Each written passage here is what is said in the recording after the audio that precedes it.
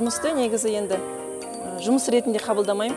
Ес біліп, етек жинағаннан дейді ғой, енді қазақ сол кезден бастап айналыса бастаған ісіңіз сияқты ғой. Қазір Балаланд деп айтсаңыздар, көбі Қазақстан бойынша біздің лагерьді біледі, таниды. Өзім вожатый болып, тәрбиеші болып істегеннен бері балалар жыл сайын өзгеріп жатыр. Гостиницаң бар ма, лагерь ашып алсаң болады. И барлықтарың айта берсеңдер болады, біз сауықтыру лагеріміз деп. Адамға түріне қарайсың, тыныш адам сияқты, бірақ сондай стрессі жағдай болған кезде сондай агрессиясы шығуы мүмкін. Көп ата-аналар менің қызым жабық еді, балам жабық еді, ешкіммен араласпайтын, сондай ұялшақ еді, лагерден кейін басқаша болды деп айтады. Балалардың бизнеске деген құштарлығын кішкене ашамыз деп ойлаймыз. Аз болса да енді біз халықаралық балалар лагері болғандықтан әр кезеңде 1-2 бала СНГ-дан мысалға келеді бізге.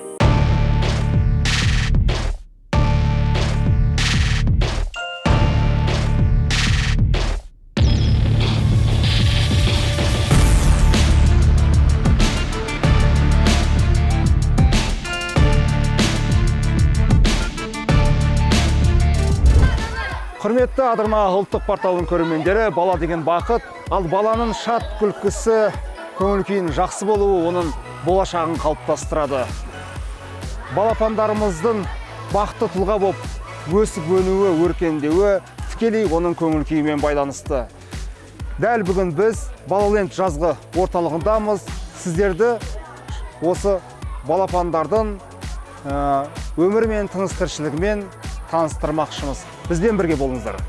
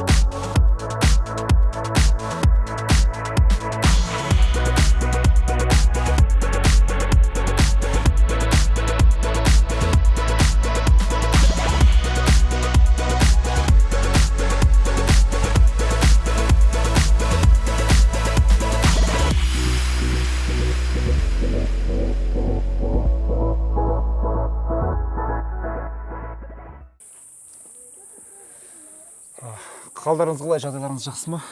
Жақсы, рахмет. Мынау керемет бір бизнес жасап жатыр екенсіздер. Енді балаларға байланысты бұл идея қайдан пайда болды? Осы іспен неге айналыса бастадыңыз? Неге қызығушылық пайда болды? Осы туралы бір әңгімені бастасақ, әңгімені осыдан бастасақ, қалай қарайсыз? Иә, жақсы қараймын. Мен 2-ші курс студенті болып оқып жүрген кезде маған осындай ұсыныс түсті. Лагерге вожатый болып барасың ба деген. Енді ол кезде қазіргі сияқты көп жұмыстар жоқ. Қазір Яндекс курьер болып жұмыс істейді көп студенттер, сол сияқты. Ол кезде бізде жұмыс енді жоқтың қасы болған. Қызығушылық білдіріп, сол кезде ең бірінші рет Акерке деген лагерге бардым. Ол 2010 жыл болған. Сол бірінші рет. Сол кезде вожатый болып жұмысымды бастадым. Кейін мастер болдым. Видео мастер болдым. Одан кейін старший вожатый болдым. Енді бас вожатылардың басқарушы деп атауға болады. Кейін басқарушы директордың орынбасары болдым. Содан кейін 2014 жылы өзім лагерь ашып, ең бірінші рет 300 балаға лагерь ашып, осылай жұмыс істеп бастадым. Тамаша, тамаша. Иә, ең басынан бастап, қазір енді осы 10 жыл болды. Осы бизнеспен айналысып келе жатырмын. Былайша айтқан кезде бұл сіздің ес біліп етек жинағаннан дейді ғой, енді қазақ. Сол кезден бастап айналыса бастаған ісіңіз сияқты ғой, студенттік кезден бастап бұл саланың әрбір бүге шүгесін терең білетінге ұқсайсыз. Яғни бұл бір сіздің жаныңыздың, жан дүниеңіздің бір қызығушылығынан туған бір үлкен бір арман деп айтамыз ба, сондай бір арманнан пайда болған бір бизнес сияқты. Енді өзіңіз бұл салаға қаншалықты қызығасыз, сізге қаншалықты бұл жан дүниеңізге, сізге бұл рахат, бір жан дүниеңізге бір бақыт сыйлайды, қуаныш сыйлайды? Иә, дұрыс айтасыз. Мен бұл жұмысты негізі енді жұмыс ретінде қабылдамаймын. Айтады ғой, ең жақсы жұмыс тапқың келсе, хоббиіңді мен айналыс деп айтады ғой. Сол сияқты бұл жұмыс мен үшін жан рахатын сыйлайды деп айтсам да болады. Қалай жұмыс ретінде қарамаймын. Мысалы, мен 3 ай бойы жазда жұмыс істеймін. Одан кейін басқа уақыттарда енді өз жұмысымен айналсам, былай онша да жұмыс деп айтамаймын ол уақытта. Бірақ жаз келе жатыр деп өзімді өзім дайындап жұмыс істеймін деген ондай ой жоқ. Менде керісінше қашан жаз келеді екен деп күтем. Себебі балаларым жиналады, жаңағы тәрбиеші вожатыйларым жиналады. Солармен бірге жұмыс істеп. Мысалы, менде ондай жоқ. Келіп бәріне жаңағыдай бұйрық беріп, өзім отыратындай қарап, егер бірдеңені істей алмай жатса, өзім бірге кірісіп кетіп істеймін. Өзім бірге жюри болам кешке жақын конкурстарда. Қазір осы сменада кемпинг лагерь дейміз. Палаткаларда балалар бір түн жатып ұйықтап шығады. Сол бірге жасадып, бірге красить етіп, солармен бірге краскілеп бәрін жүрдік. Бассейн тазалау керек болса, бассейн тазалауға жүгіріп кетемін, сондай сияқты. Бірақ мен бұны өзім жұмыс ретінде қабылдамаймын. Мен бұны өзімнің енді жаңағы айтып кеттім, жан рахаты деп түсінем. Сол үшін де ойлаймын, осы 10 жылдың ішінде біз енді өзіміздің брендімізді осылай қалыптастырдық. Және де қазір Балланд деп айтсаңыздар, көбі Қазақстан бойынша біздің лагерді біледі, таниды. Осы да өз үлесін қосады деп ойлаймын. Себебі адам өзінің жұмысына хобби ретінде қарау, өзінің жұмысын жақсы көру, сол да өз үлесін қосады деп ойлаймын. Айда ханым, осы сіздердің Балланд орталығының жұмыс істеп жатқаны 10 жылдай болып қалған екен, е? Дәл осы кезде қанша баланы сіздер бір жазда қабылдайсыздар? Әрбір 10 күн сайын енді бір кезең дейміз ба? Әрбір кезең 10 күн сайын балалар қабылдап жіберіп отырасыздар ғой. Сол 10 күн сайын қанша бала қабылдайсыздар? Сіздердің мүмкіндіктеріңіз қазір қаншалықты, соны білгім келіп тұрады? Бізде 2014 жылдан бастап әрқалай болды. Біз басында 1-2 локация ауыстырдық. Қазір енді осы жерде орнықты 6 жыл осы жердеміз. Бір кезеңде біз 100 бала қабылдаймыз. 100-110 бала қабылдаймыз. Сонда 8 кезең бізде. Бір жазда, е? Бір жазда 8 кезең болады. 900-дей бала қабылдаймыз бір жаздың ішінде. Керемет.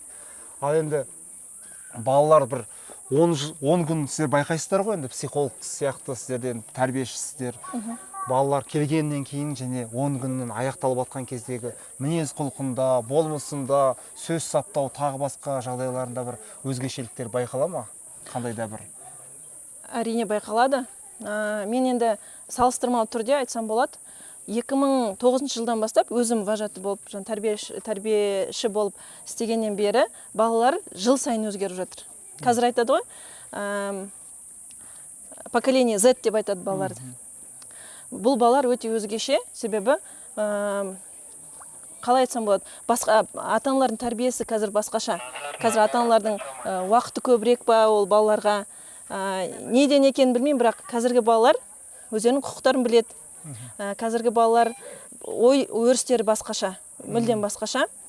Жаңағы балалардың ой өрісіне әсер ететін, мінез құлқына әсер ететін ең басты мәселе бұл ұялы телефон болып тұр қазіргі таңда. Себебі балалар осында келген кезде әр қайсының қолында бір ұялы телефон қазіргі жағдай. Балалар ес біле салып бір телефон ұстатып қоямыз, енді өзімізде де сондай. Келгеннен кейін олар ең бірінші уайымдары ата-анасынан үйден айырылдым, кеттім деп емес, келе салып ұялы телефонымызды алып алды деген үлкен мәселе туындайды. Оларға қиындық деп айтсақ болады. Бірінші 3 күн бұл кәдімгі балаларға ауыр тиеді негізі, стресс болады негізі. 3 күннен кейін балалар ұмыта бастайды. Кейін смена біткеннен кейін ата-аналар кейбіреулері хабарласып айтып жатады, баламыз бір апта болды телефонға қарамады, рахмет деп рахметтерін айтып жатады, бірақ бір аптадан кейін қайтадан бәрі өз орнына келеді деп айтады. Келесі мәселе жаңағы балалардың, бұл мен ойлаймын, бұл да үлкен мәселе, бұл балалардың тамақ ішу. Мен өз қызымнан да айта алам, көрем. Бұл көбіне жаңағы біз бірінші тамақ деп айтамыз ғой. Бірінші тамақта балалар мүлдем ішпейді деп айтсам да болады, жемейді деп айтса да болады. Бұл жаңағы сорпалар, сұйық тамақтар.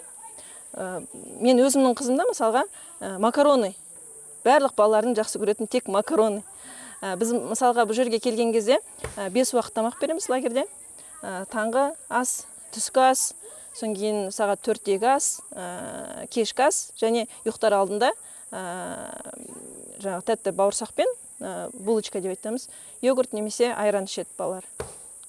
Ол айранды да зорға ішкіземіз қазір. Бұрынғы балалар оларға берген тамақты олар жей беретін. Себебі ары-бері жүгіріп жүреді, ойнайды, ашығады, тамақты жейді. Жаңа берген тамақтардың бәрін жейтін. Ал қазір бізде санпинмен жаңағы согласованный дейміз, согласованный бізде меню бар. Сол бойынша біз тамақ жасаймыз, калькуляциясы бәрі. Бірақ кейбір балалар келе салып ата-аналарына хабарласады, мен қарным аш деп, себебі олар басқаша тамақ жеп үйренген үйде, мысалға тек қана бірінші тамақ жейді, мысалға қуырылған картоп, мысалға немесе андай вермишель сияқты, макарон сияқтылар жеп үйренгендер тек қана соны жегісі келеді. Біз бұл жерде бірінші жегіземіз, жаңағы суп жегіземіз, сорпа ішкіземіз деген сияқты. Сол кезде балалар кішкене қиындық сонымен де туындайды. Қазіргі балаларды тамақтандыру қиын деп айтуға да болады, бірақ 3-4 күн өте келе, оған да балалар үйренеді. Мен ойымша бұл жақсы деп ойлаймын да балаларға. Жазда 10 күн болса да телефоннан кішкене алшақтап, және тамағын дұрыстап, таза ауада көп жүріп, себебі біз ертең-ерте балалар шығып кетеді сағат 10-да. Одан кейін 8-де зарядкалар болады, 9-да тамақтарын ішеді, 10-да барып киімдерін ауыстырып, бізде мастерской деп атаймыз біз оларды. Атқа отыру, бассейнге түсу, би билеу, лазертаг ойнау, квадроциклге отыру, жаңағы әуе шарына отыру деген сияқты бізде мастерскойлар бар. Солардың бәріне кетеді балалар. Соң кейін түсте барып тамақтарын ішеді, түскі ұйқыға 1-2 сағатқа жатады, қайтадан шығып кетеді мысалы үйлерінен. 70-80% күндерінің далада өткізеді олар.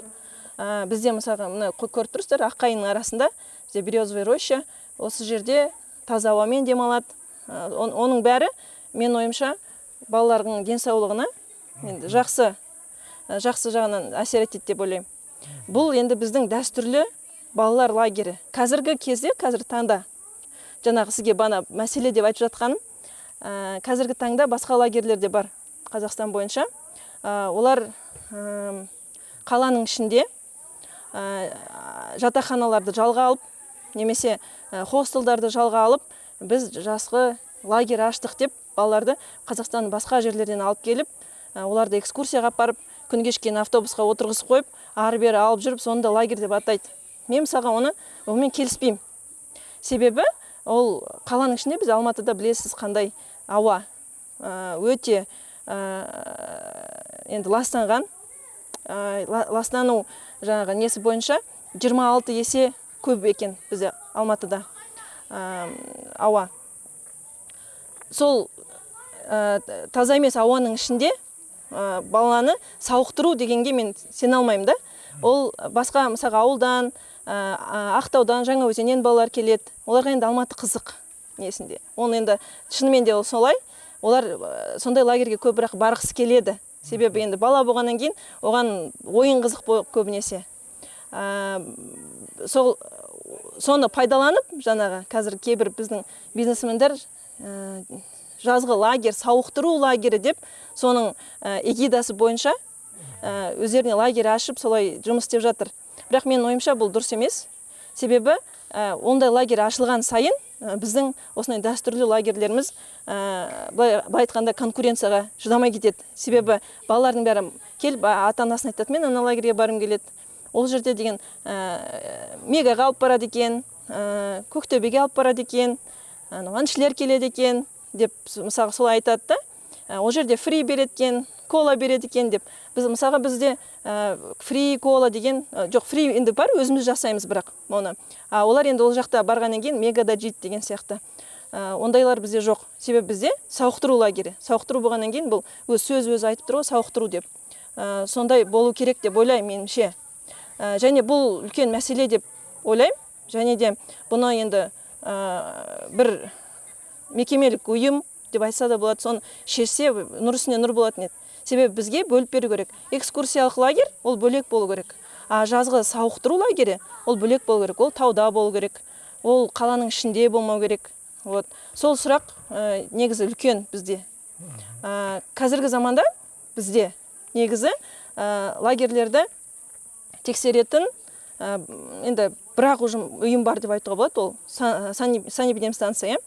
2011 жылдары бізде уже алып тастады лицензияны. 2011 жылдан бастап бізде лагерлер лицензия алмайды. Сол үшін ойлаймын, ешқандай бәрі адам өзінде жер бар ма, лагерь ашуға болады.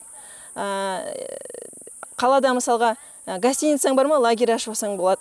И барлықтарың айта берсеңдер болады, біз сауықтыру лагеріміз деп.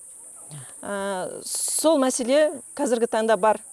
Мен айтайын деген сол. Яғни бұлайша айтқан кезде кәсіби емес мамандар осы саламен айналысып, бизнестің қадірін кетіріп жатыр деп айтқыңыз келіп тұр ғой. Мен солай деп ойлап тұрмын. Ал осы мамандарды іріктеген кезде осы жұмысқа қандай қабілеттеріне мән бересіз? Жағы жетекшілеріміз, көшбасшылары, балалардың көшбасшыларын таңдаған кезде көбінесе енді бұл іске студенттер тартылып жататын сияқты, мен байқауымша. Оған қалай сіздер қандай критерийлер, қандай талаптар негізінде қабылдайсыз? Қалай оларға бағыт бағдар бересіз? Тәрбиені қалай жүргізесіз олармен? Өйткені сіз енді барлық баламен айналыса алмайсыз. Сіз әлбетте тәрбиешілермен, жетекшілермен, көшбасшылармен жұмыс жасайсыз, олар балалармен жұмыс жүргізеді. Сондықтан осы тұрғыдан сіздің ұстанымдарыңыз, талаптарыңыз қандай? Дұрыс айтасыз, біз негізінде студенттерді жұмысқа аламыз. Себебі менің ойымша бала 9 айдың ішінде мұғалімдерден шаршайды. Мұғалімдер де балалардан шаршайды, олар да шаршайды. Бұл бір. Екіншіден, мұғалімдер, енді олар үлкен кісілер болғандықтан, ары бері жүгіріп, баламен бірге секіріп, баламен бірге жатып, отырып, түнгі сағат біздің жетекшілер түнгі сағат 1, 2, 3-ке дейін жүреді. Себебі балалар жатып бәрін ұйықтатып болған сағат 12 болады. 12-ден кейін өздерінің жиналыстар бар. Жиналыстан кейін олар ертеңгі күнге дайындықтар бар. Сөйтіп сағат 1, 2, 3-терде бірақ ұйықтайды. Үлкен кісілер оған енді шыдамайды, бұлай айтқанда. Біз енді педагогикалық институттар мен университеттердің студенттерін қабылдаймыз негізі. Жаңа көктем болған кезде біз тренингтер ашамыз. Жаңа студенттерге ол тегін өткізілетін тренингтар 180 адам болады, солардың арасынан іріктеп бір 30 шамасында балаларды, студенттерді біз жұмысқа қабылдаймыз. Ол тренингтерде біз үйретеміз, қалай балалармен жұмыс істеу керек, қалай ата-аналармен жұмыс істеу керек. Себебі бұл жетекшілер 10 күн балаға ата да болады, ана да болады, психолог да болады. Кейбір ата-аналар мысалға бірінші рет жіберіп тұрған кезде балаларын уайымдайды, қалай болады екен деп, оларға да психолог ретінде көмек керек. Уайымдамаңыз, бәрі жақсы, балаларым ананы істеп жатыр, мынаны істеп жатыр деп түсіндіру керек. Соның бәрін үйретеміз. Және де ең бастысы оларға біз психологиялық тест өткіземіз. Біз оларды атаймыз жаңағы стресс-устойчивость дейміз, агрессия. Әлбетте біз агрессияны тексереміз. Себебі кейбір адамдарда білінбейтін скрытая агрессия дейміз, сондай болуы мүмкін. Сондайды жіберіп алмас үшін бір стрессовый ситуацияларда адам өзі шаршаған кезде ол шығып кетуі мүмкін да. Кейбір адамға түріне қарайсың, тыныш адам сияқты, бірақ сондай стрессовый жағдай болған кезде сондай агрессиясы шығуы мүмкін. Сол үшін оны біз тексеріп аламыз. Және де бірінші медициналық көмек қалай көрсету керек, соның бәрін көрсетеміз. Және де аяғында олар өздері сондай бір сараптаудан өтеді. Және соны өткеннен кейін бір 25-30 шақты студентті біз өзімізге жұмысқа аламыз. 10-15 балаға бір жетекшіден болады сонда. Оған бөлек бізде тағда жаңағы мастерлар бар. Олар жаңағы қосымша өткізілетін жаңағы би, сосын қолөнер, сурет өнерін, соны жаңағы атқа отырғызу деген сияқты соларды жүргізетін өз мамандары болады. Соларды біз мастер деп атаймыз. Тамаша, тамаша. Сіздердің мекемелеріңізде жалпы енді керемет табиғат аясында орналасқан екен. Табиғаты сондай ғажап екен. Бұл адамның енді жанын нұрландырады, қуаныш сыйлайды. Бұндай жерді енді керемет үйлесімді түрде тапқан екенсіз. Бұл табиғаттың, таза ауаның адам ағзасына, денсаулыққа пайдасы қаншалықты, балаларға пайдасы қаншалықты, таза ауа, табиғат, сұлулықтың осы, сұлулықты көрудің осы туралы кішкене бір аз кем айтып өтіңізші, қысқаша болса да. Әрине, таза ауада жүрген бұл кислород қой біріншіден. Баланың бізге қазіргі заманда миымызға өте қажет зат бұл жаңа кислород болып табылады. Бұл кислородтың жетіспеушілігі қазіргі балалардың ой қабілетіне өте қатты әсер етеді. Жаңа мен айтып отырмын, бұрынғы біз сияқты, біздің кішкентай кезіміздегі сияқты далада жүгіріп ойнау қазір балаларда енді жоқтың қасы деп айтуға болады. Олар үйде жаңағы ұялы телефонмен немесе телевизорға қарап, немесе компьютерге қарап, ноутбукқа қарап отырады. Сол үшін балалар үйде төрт қабырғада қамалып, төрт қабырғада енді қандай кислород?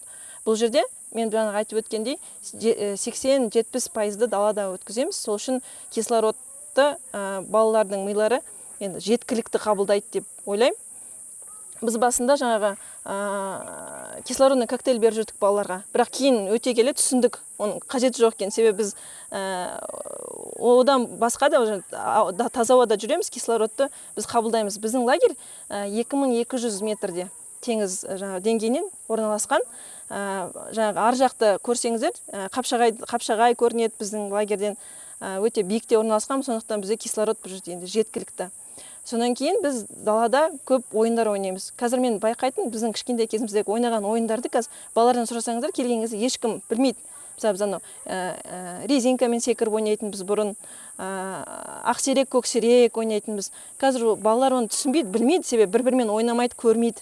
Тек қана жаңағы кіреді, жаңағы Майнкрафт, Роблокс дейді, сол жерде бірін-бірі көреді, онлайн. Сол жерде ғана танысады, бір-бірімен ойнайды. Бірін-бірі осылай көріп ойнау деген жоқ. Біз лагерде айтсақ балаға, олай қызық емес, ойнамаймын дейді. Ойнап кейін көргеннен кейін өз қызық кетеді, бала емес па? Сол ойнайды, жүгіреді, ары-бері қозғалады. Соның бәрі жаңағы физкультура дейміз ғой, физкультура. Лечебная. Дене тәрбиесі. Иә, дене тәрбиесі. Лечебная физкультура, ЛФК деп атайды ғой мамандар. Сол сияқты бір жағынан ЛФК, бір жағынан таза ауа, және де бұл жерде тәбеттері де ашылады балалардың. Сол жағынан бұл бізде сауықтыру лагері. Айда ханым, мына сіздердің лагердегі балалар қаншалықты уақытын тиімді пайдаланады және қандай бағдарламалар жүзеге асады, қандай жарыстар ұйымдастырылады? Мен байқап отырмын, сіздердің сахналарыңыз өте үлкен екен. Мұнда тіпті үлкен концерттер өткізуге болатын сияқты. Бүлдіршіндер үшін бұл әрине үлкен мүмкіндік. Осы туралы айтып беріңізші. Иә, бізде бағдарлама өте кең. 10 күннің ішіне енді біз бәрін істеп үлгеруге тырысамыз. Балалардың былай айтқанда бір минуттай уақыттарды бос кетпейді деп ойлаймын мен. Себебі бізде түске дейін жаңағы мастерскойлар болады. Бассейн, атқа отыру, би, сурет салу деген сияқты.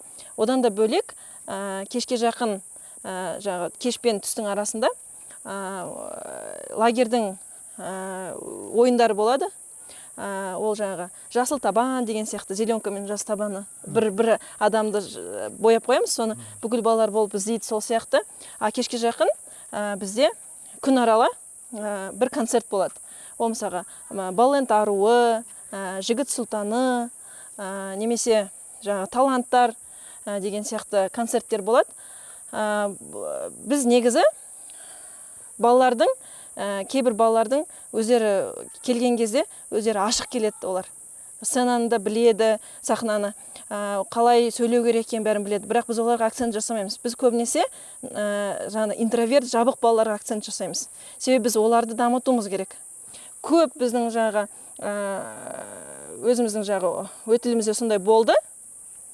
Көп ата-аналар менің қызым жабық еді, балам жабық еді, ешкіммен араласпайтын, сондай ұялшақ еді, лагерден кейін басқаша болды деп айтады. Кейбір балалар бізге кішкентай 4-ші отрядтан 6 жасынан келіп, 16 жасқа дейін келіп, онан кейін қазір вожатый болып істеп жүрген балалар да бар. Бұл балаларды біз аштық деп айтсақ та болады. Бұл сіз айтып отқан жаңа үлкен мүмкіндіктің бірі сол. Және де бағдарлама туралы айтсақ, біздің лагерімізде өзіміздің валютамыз бар. Балабакс деп аталады олар. Балалар деген өзінің жақсы мінез құлқы үшін, бір істеген бір нәтижелері үшін, көмектері үшін балабаксты ақы ретінде алады өздеріне. Содан кейін бір күн бар, ол бізде бизнес күн деп аталады Балалентте. Бұл кезде балалар ертең-ертеден бастап әр нүктелер болады бізде. Ол СЭС, ДЧС, Акимат, ЦОН, банк деген сияқты. Әр жерде сол вожатыйлар отырады, аниматор ретінде. Олар жаңағыда киімдермен бәрін киіп сол жерде отырады. Балалар бірінші Акиматқа келіп жаңағы бегуноктарын алады. Бұл бегунокпен СЭСтен, Акиматтан, прокуратурадан неше түрлі нелер анықтамалар жинау керек және қол қою керек. Ең аяғында Акиматқа келіп, өздерінің жинаған қолдарын көрсетіп, мысалға ЦОНға барып, өздеріне удостоверение личности суретін салады. СЭСке барып, флюорографияларын суретін салып келу керек, мысалға. Банкке барып, карточкасын, соның бәрін документтерін жинап, ең соңғы нүктеге Акиматқа келіп әкеледі, оларға лицензия береді. Сол лицензиямен, мысалға, шаш жасайтын студия ашады олар. Немесе біз қолға тағатын фенечке жасайтын студия ашады олар. Немесе біреуге вожатыларға көмек, бала күтуші деген сияқты сондай бизнестерін ашып, вожатылар оларға ақша төлейді, немесе балалар бір-біріне ақша төлейді. Біреу мысалға фенечке жасап бір-біріне сатады. Сөйтіп бізде лагерде сондай нарық десек болады, өзіміздің нарығымыз бар, кішігірім. Солай ақша тауып, ең соңғы күнде біз оны Королевская ночь деп атаймыз. Енді ол бұрынғы совет кезінен келе жатқан атаулар әлі бізде сол қолданыста бар. Одан енді кішкене шығуымыз керек. Бұл Королевский ночьта ең соңғы күн ғой бұл. Балаларға түнгі сағат 12-1-ге дейін ұйықтамауға рұқсат. Бұл кезде дискотека болады, сосын неше түрлі ойындар өтеді. Сол кезде Королевский ночьқа міндетті түрде ақша төлеп кіру керек біздің балабакста. 2 адам келсе 50 балабакс, 1 адам келсе 25 балабакс деген сол сияқты. Және де ол кезде біздің лагеріміздің мерч деп атаймыз, футболка, кепка, ойыншықтар, басқа да заттар сатып алуға болады балабакске. Сол үшін балалар тырысады оны табу үшін. Бұл бір жағынан біз ойлаймыз балалардың бизнеске деген құштарлығын кішкене ашамыз деп ойлаймыз. Аз болса да енді. Бір жағынан сол біздің ойын болып жатқан кезде бизнес күні біздің сценарий бойынша прокурорымыз пара алып ұсталады. Бізде өзіміздің неміз бар, студиямыз бар, жаңалықтар, Балент News деп аталады. 2 күнде 1 рет осы неге сахнаға жиналамыз. Бұл жерде жаңалықтар көрсетеміз. Кәдімгідей 2 жүргізуші болады, балалардан әрине. Олар лагерде не болғанын айтып береді, репортаж көрсетеді. Сол кезде прокурорды қалай ұстағанын көрсетеміз. Және де бұл жерде біз көрсетеміз, пара алуға болмайды, коррупцияға жол жоқ деген бір жағынан тәрбие деп айтуға да болады. Соны көрсетеміз. Одан кейін жаңа басында айтып кеткендей кемпинг жасадық тағы да.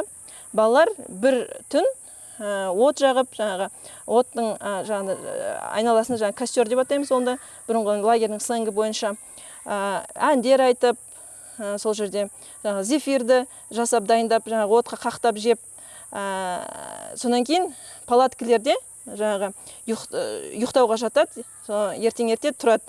Сол оларға да бұл енді бір қызық себебі көп қазір ата-аналар енді ондай жағдайда жоқсар, тауға алып барып, сол жерде жаңағы ұйықтап, палаткада қалай ұйықтау керек екенін көрсету деген сияқты. Бұл да балаларға бір қызық деп ойлаймын. Өмірлерінде бір рет көру керек сияқты онда. Сонан кейін жаңа әуе шары, ол да мен ойлаймын Қазақстан бойынша біздің лагерде ғана бар сол әуе шарымен жаңағы ұшу. Бұл да балалардың енді адамның өмірінде көбіне мысалға мен лагерде болмасам әуе шарымен ұшпайды деймін мысалға. А балаларға көру керек сияқты.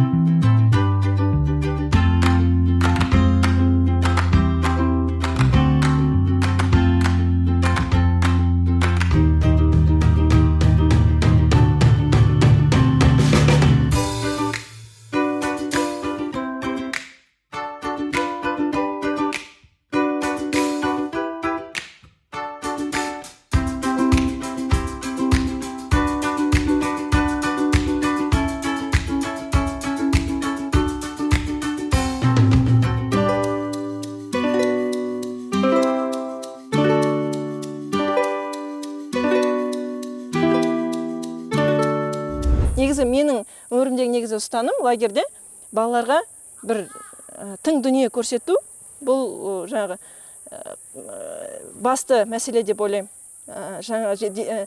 Балалар лагерінде болу керек.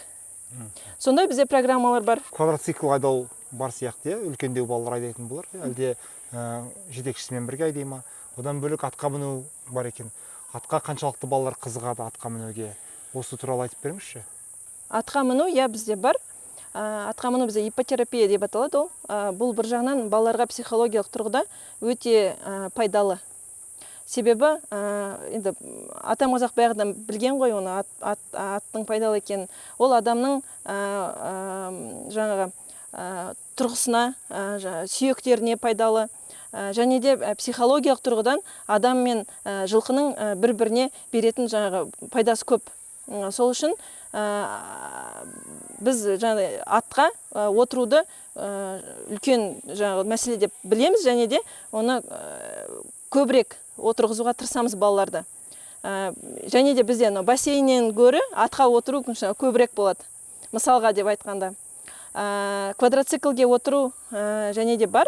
Бірақ біз балалардың өздерін квадроцикл айдатуға бермейміз. Себебі өте қауіпті бұл техника. Сол үшін жетекшілермен бірге отырады. Тек балаларды ары-бері алып жүреді. Үлкен балалар болсын, кіші балалар болсын, бәрібір. Себебі енді ең бастысы бізде балалардың қауіпсіздігі.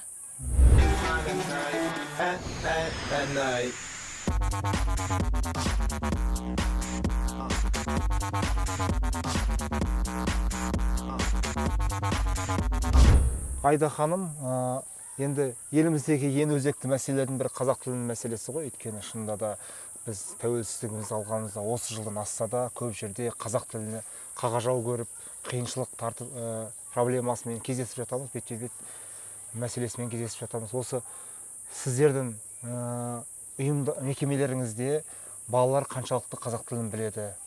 Қазақ тіліне деген кішкентай балапандардың қызығушылығы қандай? Сіз дұрыс айтасыз, қазір бұл мәселе өте күрделі. Мен салыстырмалы түрде айтсам, осыдан бір 4 жыл бұрын бізде программамыз түгелдей орысша болатын. Енді бір 70% орысша болатын. Себебі көп балалар енді бір жағынан жаңағы совет кезінен қалған пионер лагерлерінен мүмкін, бір жағынан біздің жаңағы методиканың тапшылығы мүмкін, себебі ол кезде көп нәрсені жаңа интернеттен алып қолданып солай жүрдік. Ал қазір бұрын бізде жаңағы жалбылар болатын негізі. Неге қазақша жүргізбейсіздер, неге үйтпейсіздер деп айтатын. Ал қазір керісінше, неге орысша жүргізбейсіздер деп бізге көп ата-аналар шағым айтады. Қазір бізде лагерде керісінше 70% қазақшаға ауыстық. Себебі біз енді Алматының балаларынан бұрын жаңағы бізде батыс Қазақстанның балалары, орталық Қазақстанның балалары, мысалы Қарағанды, Қызылорда деген сияқты қалалардың балалар келеді. Ол жақта көбінесе қазақша сөйлейді. Ал Алматыдан келген балалар оларға ілесіп, жаңағы қазақшаға кішкене бейімделіп келе жатыр қазір. Көп ата-аналар оларға қазір күрделі мәселе қазақша балаларын үйретуге. Мен жаңағы өзімнің қызымда орысша сөйлейді мысалға. Біз қанша тырыссақ та, үйде қазақша сөйлесек те, ата-әжесі қазақша сөйлегеннің өзінде де бала жаңа мультфильмдердің, ютубтың арқасында тілі орысша шықты және орысша қазір сөйлейді. Және мен басқа балалардан да қазір байқайтыным, үйінде әке-шешесі қазақша сөйлейді, ата-әжесі қазақша сөйлейді, ал бала орысша сөйлейді. Бұл мәселе бізде әлі күрделі, бірақ менің ойымша, егер біз осылай жалғастыра берсек, мектептерде қазақша программалар көбірек жүргізсе, қызықтыратын, бірақ әрдайым оқи беретін, жалықтыратын программалар емес, ойын ретінде біз оны уже көріп жатырмыз. Ойын ретінде егер балаларға жүргізсек, онда балалар қызығады, балалар көбірек қазақша сөйлеуге тырысады деп ойлаймын. Қазір сондай жағдай, қазақ тіліне байланысты. Тамаша, мынау енді балаларды қызықтыру арқылы, көңілді өткізу арқылы сіздердің жаңағы әдіс тәсілдеріңіз енді құптарлық, қуантарлық жағдай. Осылай балалардың тілін табу, балалардың деңгейіне сай сөйлесу, балалардың былайша кезде ішкі жан дүниесінің қажеттілігін өтей отырып, сөйтіп отырып, оларды ақырын жетелеп тәрбиелеу. Яғни бір талап қою емес, міндеттеу емес, қызықтыра білу деген бұл енді өте үлкен өнер. Енді осы бағыттағы жұмыстарыңыз шынымды айтқанда қуантып тұр. Менде енді бір келесі сауал, соңғы сауал деп те айтуға болар. Осы бала ленд жазғы лагерінің болашағын қалай елестетесіздер? Қалай сіздер оны әрмен қарай дамытып барыңыз келеді? 5 жылдан кейін, 10 жылдан кейін осы ойларыңыз бар ма? Ары қарай жаңағы қай тұрғыдан дамыту мәселесі? Болашағын қалай елестетесіз? Әрине, бизнес болғаннан кейін, өзіңіз сүйікті ісің болғаннан кейін, дамыса екен деп әрбір адам армандайтын шығар. Сол сияқты мен де жаңағы өз лагерімді жоғарыласа деңгейі өссе екен деп армандаймын. 5 жылдық тұрғыда деп айтсаңыз, енді 5 жылдық тұрғыда көптеген енді бар, алдыға қойған жоспар, мақсаттар. Мысалға, бұл енді қолжетімді деп ойлаймын. Біз халықаралық балалар лагері болғандықтан, әр кезеңде 1-2 бала СНГ-дан мысалға келеді бізге. Қырғызстаннан, Ресейден, басқа қазақ ата-әжелері барлар мысалға алып келіп бізге әкеліп жатады. Сол сияқты мен осы тұрғыдан тағы да дамытқым келеді. Басқа шет елдерден бізге келіп, біздің табиғатымызды көріп, біздің туризмді дамытса екен деп ойлаймын. Және де бұл енді 5 жылда орындала ма екен, орындалмай ма екен білмеймін, бірақ бір мақсат бар қойылған, ол қазақ диаспорасының балаларын Қазақстанға алып келіп, осы жерде қазақтың дәстүрімен таныстырып, қазақтың домбырасымен таныстырып, қазақтың жаңағы тұрмыс тіршілігімен таныстырып, өздерінің жаңағы былай айтқанда қандарын жаңартқым келеді бір жағынан да. Бұл енді арман деп ойлаймын. Мен ең басында осы лагерді бастаған кезде сондай арман болған, бірақ бір қолжетімсіз сияқты көрінетін, бірақ қазір келе-келе енді биыл енді президентіміз айтып жатыр ғой, туризмді дамытуымыз керек. Қазақстанды біз жаңағы дүниежүзілік деңгейге шығаруымыз керек. TikTok арқылы шығарыңдар деп, сол сияқты біз де соған үлесімізді қосуымыз керек. Балалар туризмі жағынан. Енді ойлаймын, бұл да егер тырыссақ, жүзеге асады деп. Сондай жағдай. Тамаша, тамаша. Айда ханым, керемет мағлұматтармен таныстырдыңыз. Көзбен де көріп отырмыз, лагеріңіз өте ғажап екен, болашағы жарқын екені көрініп тұр. Сізге толағай табыстар тілейміз, сәттілік болсын, үлкен-үлкен жетістіктерге жетіңіз, алға қойған мақсаттарыңыз бәрі орындала берсін. Құрметті Адырна ұлттық порталының көрермендері, жазғы осындай табиғат аясындағы лагерге келуі баланың ол қайтадан табиғат аясына оралуы. Өйткені біздің қазақ халқы, көшпелі халық табиғатпен бір етене өмір сүрген табиғаттың бір перзенті деп айтуға болады. Ал балапандарымыз осындай табиғат аясында демалуға мүмкіндік беру, ол дегеніміз өзінің баяғы көшпелі тамырына, өзінің түп негізіне қарай қайтадан оралуы. Жақсылықта, жарқын күндерде кездескенше сау саламат болыңыздар. Болашағымыз жарқын болсын, балапандарымыз аман есен болсын.